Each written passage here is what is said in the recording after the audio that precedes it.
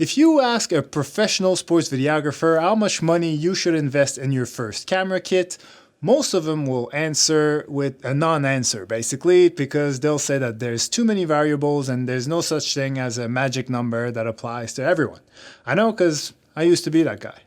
But I now realize that there is a number, a very specific one actually, and that the question isn't really how much you should invest, but more so, when should you invest?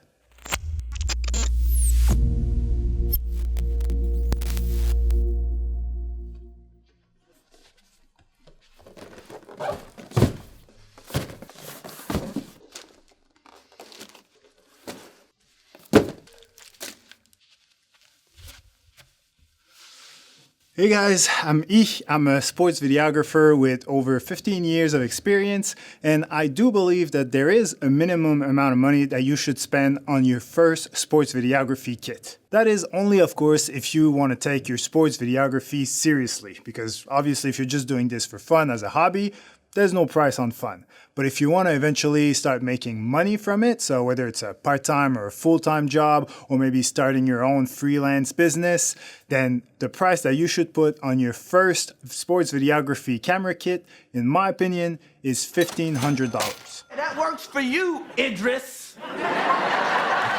And I know this sounds like a big number right now, and it is, but don't worry, I'm not saying you should be dropping this straight ahead as you start. That's the whole point of this video. There is a time and a place to be dropping that cash, and I will tell you exactly when that is. But for now, let's break down that $1,500 together.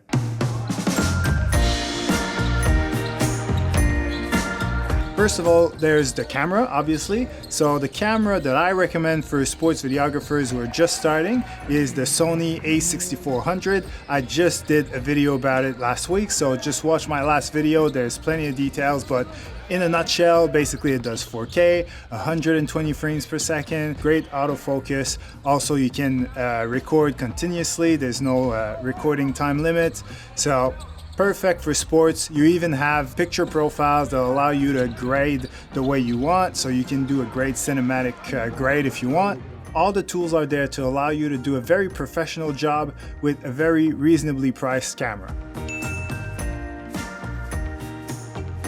With the remainder of the money, you will obviously need a lens. When it comes to lenses, it depends on what you're filming. If you're filming indoor sports, you don't need as much as a zoom. So I would recommend, if you only have one lens, first of all, you need a zoom lens because you need a bit of flexibility. So for indoor sports, I would recommend a 24 to 105 millimeter would be ideal. If you want to go further than that, go ahead.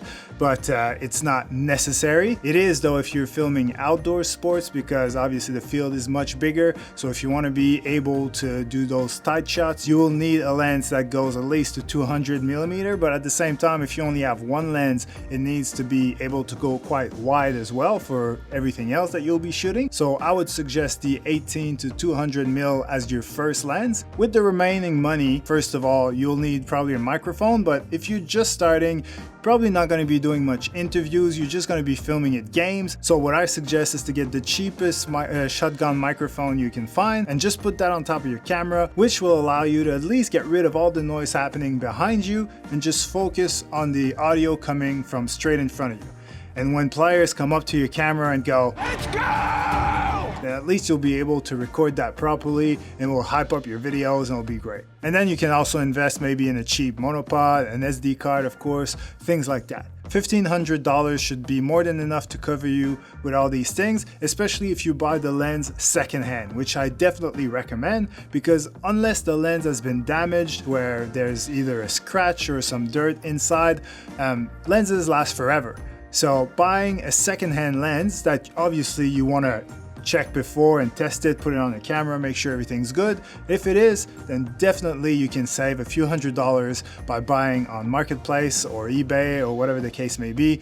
That's where I usually buy my lenses. So when's the right time to spend all that money? Definitely not at the start. The start is when you work on getting better. because your first at least 50 videos are never gonna be anywhere nearly good enough to be on your show reel or on your portfolio.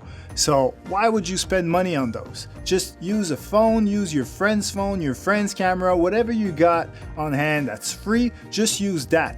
Film as many games as possible, then edit them on your laptop and just practice, practice, practice. Get your reps in. It doesn't matter if the quality is garbage. No one cares. It's just for you to get better. You're not showing this to anyone. You can show it for feedback to your friends or in the Facebook group if you want. That's fine. But the purpose is just for you to get better. And while you're doing that, you're on the side, you're saving that money. You're saving your money, you're getting closer and closer to that $1,500. And as you're getting better and better at filming by just doing it over and over again, and you're also getting better at editing by obviously watching tutorials and trying new things, trying different things, being creative, not just sort of sticking to the things that you're good at, but trying things that are hard as well. That's how you're gonna get better, first of all, but that's also how you're gonna find your own style. Don't be afraid to try things that you don't see in tutorials, that you don't see on Instagram. You know, create your own stuff. And at that point, you'll be at a level where definitely that phone is gonna hold you back. That cheap camera that you bought for $100 or that you borrowed from a friend is gonna hold you back. And hopefully by that point, you'll have saved up those $1,500 and you'll be able to buy that camera kit and start producing high quality content. All right, so now at this point, let's be honest, the one thing you're all wondering is, What's in the fucking box? okay, funny story. I recorded a whole sequence where I was unboxing everything. It was gonna be very funny and fun, but forgot to press record, so here we are. Doesn't matter. So right here, I've got this brand new C-stand, which is black, and for some reason, I'm very excited about that. I also got 3 of those Godox lights. They're UL 150 Godox. They're very silent. They don't even have a fan inside, so they're extremely silent, perfect for studio. Under the box underneath is more soft boxes like this one right here, because they're just a bit smaller because this one is huge. This is a lantern one though, more meant to brighten up the entire room instead of focusing on a specific point. And what else? Oh yeah, I've got these bags that are don't look like much right now, but if you fill them up with water right here, they basically become the equivalent of sandbags. They're weights that you put on stands just like this, so that when you add lights and everything else, they don't tip over. So as you can see, this is another case of how it's not necessarily about how much money you spend, but more about when you spend it and why. Because in this case, I could have bought this lighting equipment a long time ago to make my tutorials prettier, but instead I decided to work with what I had at the time and just keep going that way until recently when I got hired to produce a studio show for the Australian national soccer team, who are playing in early June. They're going to be playing a few games in the Middle East, which are all World Cup qualifying games. So we're going to be producing a studio show here in Australia, you know, talking about those games, doing previews and reviews sort of thing. So I needed proper lighting for that. So now that I bought these lights for that show, which is going to pay for them, I've got them. So not only can I use them for future studio shows that I'll be doing, but I can also use them for anything that's, you know, like interviews or headshots, and obviously my tutorials.